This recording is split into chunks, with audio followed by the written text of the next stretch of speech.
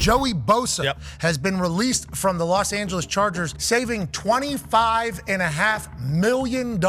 Financially speaking, this made sense for them. I mean, Joey had an outstanding career for the Chargers, but it's safe to say it's probably the best situation right now for Joey Bosa. Ever since the San Diego Chargers drafted him as the 3rd overall pick out of Ohio State in 2016, Joey Bosa has been an absolute force. The 5-time Pro Bowler and former Defensive Rookie of the Year literally came out of the gate with a combined 23 sacks in just his first 2 seasons in the league, which is good enough for 15th all time, including 10.5 in his first year and 12.5 in his follow-up. He was an absolute revelation for a team that had only won 4 playoff games since going all the way back to 1995. But now the Los Angeles Chargers straight out released him. But why? And what does this mean for the Los Angeles Chargers and Joey Bosa moving forward? Well, before we get to the content, we launched a brand new baseball channel called Uni Diamond Talk. We're giving away 10 copies of MLB The Show 25 to a subscriber that turns on our notifications on that channel to celebrate. And now that we get all that out of the way, work!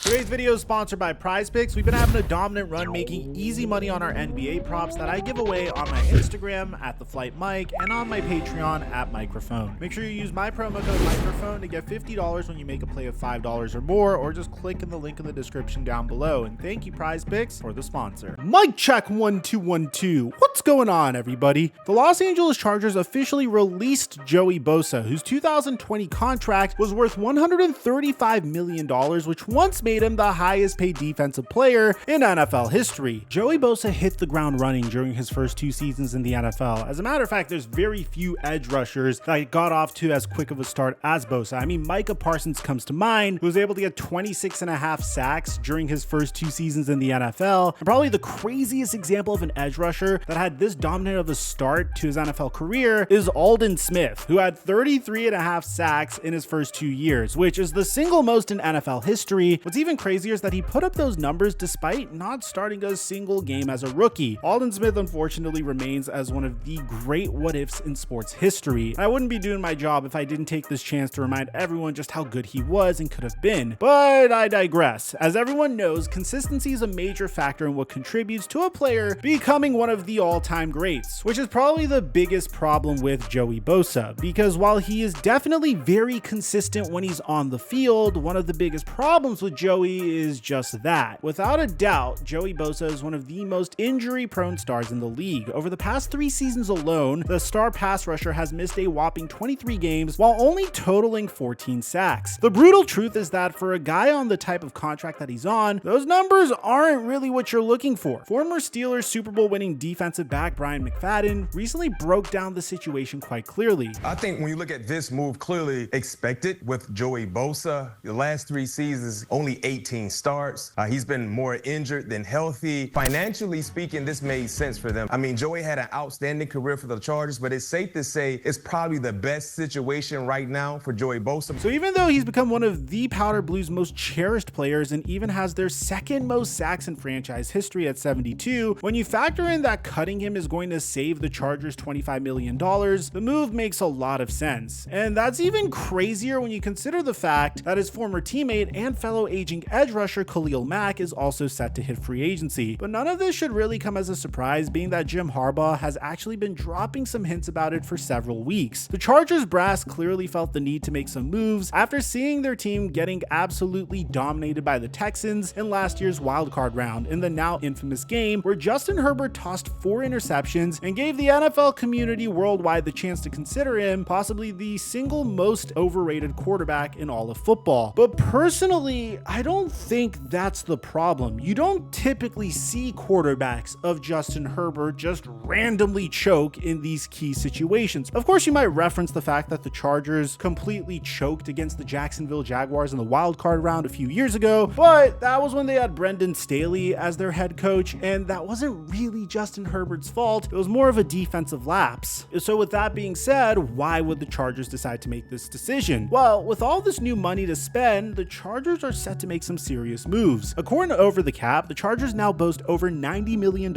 in cap space, which is good for the third most in the league, behind only the New England Patriots and the Las Vegas Raiders. Now, it remains to be seen what they decide to spend it on, but one thing seems for certain regarding the whole situation, and that is that while the Chargers may not see the value that Bosa can still provide a franchise going forward, there seems to be a long line of suitors looking into bringing him in. Among them are several teams looking to take that next step, but the final team is one that, while some people may be able to guess it, it could literally just be an opportunity that is too good to pass up. Now, the first team that's a decent fit would be the Detroit Lions, who have actually already been considered a trade destination for Bosa since before his release. Coming off of their brutal home playoff loss, which very may well have put a permanent close on their Super Bowl window, it would be a decent move to bolster their pass rush alongside a returning Aiden Hutchinson. The beauty of this is teams might not be willing to pay Joey Bosa the amount that he was making prior to his release, primarily due to his concerns with injuries. And to have Joey Bosa on one edge, rushing the quarterback with Aiden Hutchinson on the other edge, and when you also consider the fact that the best team in the NFC is currently the best team in the NFC because of their dominant offensive line, this seems like a great move to try to catch up to the Philadelphia Eagles. Another sneaky team that is motivated to try to catch up to the Philadelphia Eagles is the team that lost to them in the NFC Championship. But the difference between the Washington Commanders and the Detroit Lions is whether or not the Commanders make it to the NFC Championship again, they still have to face off against the Philadelphia Eagles twice a year. When you consider how dominant the Washington Commanders defense already is, with stars like Marshawn Lattimore, a veteran Hall of Famer in the form of Bobby Wagner, who clearly isn't the player he was when he was with Seattle, but you have Dan Quinn, who's a defensive mastermind, and then you take a look at the Commanders offense that has Jaden Daniels, Terry McLaurin, and recently traded for Deebo Samuel. They still have a tremendous amount of cap space, and giving a team that is already defensive minded a player like Joey Bosa could be what the Commanders need to add some much needed pressure against the Super Bowl champion Philadelphia Eagles, especially when you consider the fact that their longtime leader and star defensive tackle Jonathan Allen has more than likely played his final game in the Capitol. Some of the other teams that appear to be landing spots are the upstart Chicago Bears, with new head coach Ben Johnson leading the way, or last year's underwhelming Cincinnati Bengals, who somehow almost clawed their way into the AFC playoffs. When you consider the fact that they just allowed Trey Hendrickson to seek a trade, and that hometown hero Sam Hubbard decided to retire after the Bengals said they were releasing him, and combine that with the fact that the Bengals didn't make it to the playoffs because they had the worst defense in the entire NFL, it's a move that makes a lot of sense for the Bengals, especially if Bosa wanted to sign a one-year prove-it deal, boost up his stats, and hit the market again next year. There are some dark horse candidates like the Tampa Bay Buccaneers, but the team that everybody wants and everyone's expecting that would just make too cool of a story would be the team that Joey Bosa's little brother Nick plays for, the San Francisco 49ers. Future Hall of Famer Richard Sherman weighed in on the situation with a very pragmatic organizational approach, taking into consideration not only the Bosa mother's wish for her sons to be reunited on the same team for the first time since high school, but also the several other various factors his former team would have to take into account. I think it would be a really cool move at the right price. Obviously this would be an incentive-based deal. It would be pending Joey's health. If he's active, if he's playing, bang, he gets paid that day. Or if you go 5 sacks, 10 sacks, if he's hitting those numbers, getting him his money. But anything over $5 million, even with that, is a stretch right now. I have to say that this approach makes a lot of sense. As a rotational piece, Joey Bosa could probably wreak havoc, but maybe that's just me, because if you ask JJ Watt, he thinks that it's still possible that Joey Bosa has more left in the tank. I believe he is still very effective as a situational pass rusher. I think that he probably prefers some of those less snaps as well. Just as the body goes, you want to still pass at a high level, but not have to, do some of those grinder things down there in a 6 technique. So still plenty left for him. With legends like these guys still believing that he has more to give to the game, I think I speak for everybody when I say that it would be one of the coolest storylines of the season if he and his brother were to play alongside each other. Not to mention that it would simultaneously motivate both of them to outdo the other one with a little healthy sibling rivalry. What may give even more weight to this possibility, though, is that the 49ers recently informed 2-time Pro Bowl defensive tackle Javon Hargrave that he's going to be released on the first day of the new league year next week. And while it will only free up roughly $2.5 million million in cap space, it does leave another void to fill on the line. But the problem is the San Francisco 49ers have a lot of big decisions to make. They have $34.36 million